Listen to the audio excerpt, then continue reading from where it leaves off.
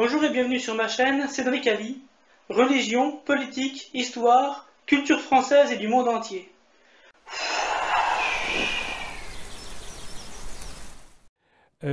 J'ai vu, là, depuis quelque temps, on a l'impression qu'il y a des petites manœuvres de déstabilisation où on nous reproche de ne pas, voilà, de dire mais finalement vous parlez beaucoup, vous n'agissez pas. Ça, j'ai vu ça. J'ai vu par exemple le dossier que j'avais publié sur Gaza. Il y a des gens qui ont dit oui, mais monsieur, vous parlez beaucoup, vous n'agissez pas. Mais qu'est-ce que je peux faire?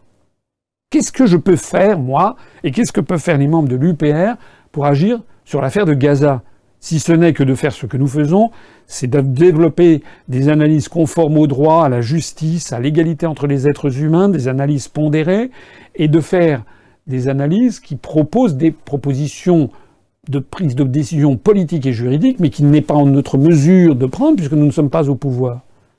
J'ai vu aussi d'autres personnes qui s'étaient entichées d'un escroc, dont je préfère taire le nom, qui leur avait dit, alors voilà, le 5 mai, patatras, patatras, on va prendre le pouvoir, etc. Faut être un peu raisonnable, faut faire preuve d'un petit peu de discernement.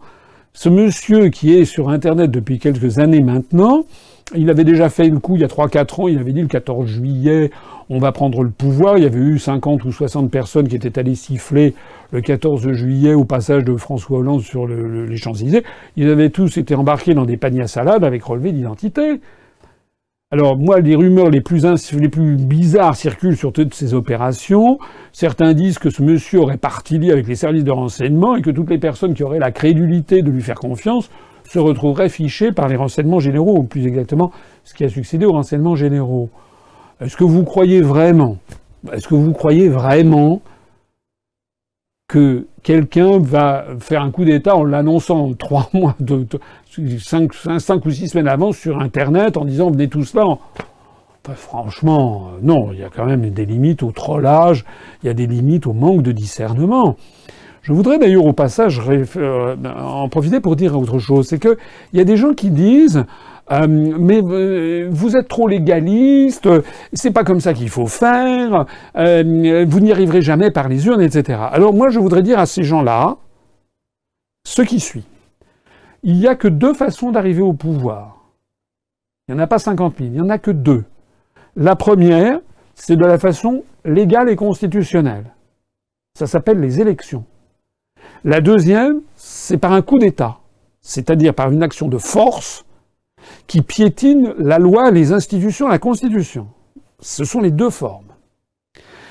Nous avons choisi à l'UPR la forme légale et constitutionnelle. C'est-à-dire que j'ai construit un mouvement politique à partir de rien, qui est désormais le 4e ou 5e mouvement le plus étendu en nombre d'adhérents. On va bientôt avoir 31 300 adhérents.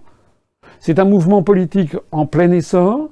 C'est un mouvement politique qui malheureusement a du mal à avoir accès aux grands médias, mais dont toutes les analyses sont validées. Et je suis absolument convaincu que plus nous allons aller, plus nous allons nous développer. C'est en fait un succès. Mais c'est vrai que c'est long, que ça prend du temps, qu'il faut être opiniâtre. Il faut faire preuve de ténacité, d'opiniâtreté. Faut pas se laisser abattre, faut pas baisser les bras tel un enfant capricieux qui n'a pas son jouet dans les 3 minutes au moment où il réclame à sa maman, parce que ça prend du temps. Et bien l'autre façon, c'est de faire un coup d'État. Ça n'est pas notre façon. Donc que les gens qui me disent vous n'y arriverez jamais, etc., c'est pas comme ça qu'il faut faire, j'ai dit mais c'est possible que ce soit ce que vous pensiez vous, ça n'est pas ce que je pense moi. Et ces personnes-là, eh bien je leur dis installez-vous à votre compte. Voilà, faites un coup d'État. Allez-y. Vous vous appelez à la révolution? Allez-y. Moi, je vois à quel point la société française est une société sous hypnose, apathique, anesthésiée. Combien le problème numéro 1 que nous avons, c'est de mobiliser les Français. Énormément de gens maintenant me connaissent, beaucoup de gens que je rencontre dans la rue me disent c'est vous qui avez raison, mais vous n'arriverez à rien. Mais pourquoi baisser les bras? Il faut au contraire se dire, vous allez y arriver, nous allons tous y arriver, il faut donc se battre dans un cadre légal et constitutionnel. Ceux qui disent qu'il faut faire un coup d'État, en fait, ils disent ça, mais ils restent derrière leur ordinateur et ils ne font rien. Et j'ai vu, là, depuis quelques semaines, parce que notre mouvement porte ombrage de plus en plus, je vois des gens qui prétendent, certains d'ailleurs, disent oui, je suis un ancien adhérent de l'UPR déçu. On a vérifié, ils n'ont jamais été adhérents de l'UPR, ça c'est encore une autre histoire. Certains l'ont été, d'autres non. Et il y en a qui disent, voilà, je suis déçu parce que si, parce que ça ne va pas assez vite. On voit qu'Asselineau, ce qui n'est pas vrai, on ne voit pas que moi, il y a d'autres personnes à l'UPR, il va y en avoir de plus en plus. Et comme si on voyait beaucoup de gens, à part Madame Le Pen au Front National, à part M. Dupont-Aignan à DLF, à part M. Mélenchon à France Insoumise, etc. C'est normal que dans tous les partis politiques, on voit essentiellement une ou deux ou trois têtes qui dépassent. Mais il y a des gens qui disent ça, puis qui disent non, puis finalement, voilà, c'est pas assez. En fait, voilà, on a l'impression qu'il y a des internautes qui se prennent pour des critiques du guide Michelin, ils sont là, et qui disent, bah, finalement, bon, oui, bon, là, le foie gras était un petit peu trop salé, la cuillère un peu trop cuite, donc finalement, non, je vais le rétrograder, je vais retirer un médaillon. Mais c'est pas de ça, là, c'est pas de la politique, hein. Là, on est face à des goûteurs professionnels qui font la moue devant une confiture d'épluchures de saucisson. Si c'est ça, c'est même pas la peine de faire de la politique, hein. Alors à ce moment-là, allez regarder Koh-Lanta. Ce dont on a besoin en France, c'est d'un peuple qui se ressaisit, qui comprend que les choses sont sérieuses, qui comprend qu'on doit se battre, qu'on ne doit pas en permanence se poser la question de savoir mais est-ce que finalement le capitaine est bon, on devrait en avoir d'autres. Il y en a d'autres, ceux qui veulent aller s'installer à leur compte, qu'ils y aillent.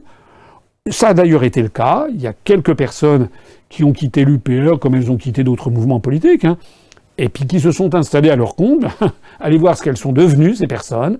Rien. Les gens qui avaient dit que je n'arriverais à rien, que j'étais nul, etc., n'ont rien fait de rien de rien. Plutôt que de passer son temps à se regarder le nombril et à tout critiquer ce qui se passe, il faut aussi serrer les rangs, regarder la bouteille non pas à moitié vide, mais à moitié pleine. C'est en fait un succès que nous sommes en train collectivement de réaliser. Je vois de plus en plus de gens qui viennent me dire, même des journalistes, même des chefs d'entreprise qui me disent c'est vous qui avez raison, l'euro va exploser, etc. J'ai vu, c'est une hirondelle qui peut-être annonce un petit printemps médiatique, mais lorsque j'ai été interviewé récemment par Éric Brunet sur RMC, la tonalité des journalistes n'avait plus rien à voir avec ce que c'était il y a un an. Parce que la vérité s'impose, parce que la réalité finit par faire évoluer les esprits, même les esprits les plus fermés. Et je peux prendre ici l'engagement que vous allez voir dans les mois, les semestres, les années qui viennent, de plus en plus de gens se dire que, en définitive, c'est l'UPR et Asselineau qui avaient raison. C'est la raison pour laquelle ne baissez pas les bras, ne vous laissez pas perdre votre temps par des gens qui vous font aller taper sur des casseroles sur la place de la Concorde en disant qu'ils ont arrêté Macron. C'est du délire. Arrêtez ce genre de choses, faites preuve de discernement, serrons-nous les coudes, le succès va être au bout du chemin. Vive la République et vive la France. Je n'habite pas sous un Tipeee, mais vous pouvez mettre un pouce bleu ou vous abonner. Salut!